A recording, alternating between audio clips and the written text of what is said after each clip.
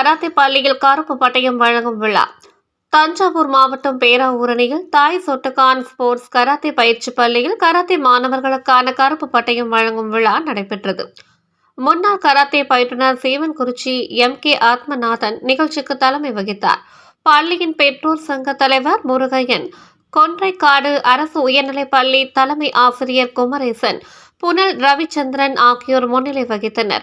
சிறப்பு விருந்தினராக சென்னை பால் ஜான்சன் கலந்து கொண்டு சிறப்புரையாற்றினர். அதனைத் தொடர்ந்து கராத்தே மாணவர்கள் மகேஷ் ராம், திருமேனிநாதன், கிரிதரன், தேவா ஆகிய மாணவர்களுக்கு கருப்பு பட்டயம் வழங்கப்பட்டது. விழா ஏற்பாடுகளை பள்ளியின் தலைமை பயிற்சியாளர் ஷிகான் K. பாண்டியன் செய்திருந்தார். டெல்டா மலர் செய்திகளுக்காக பேராவூரணியில் இருந்து செய்தியாளர் நீலகண்டன்.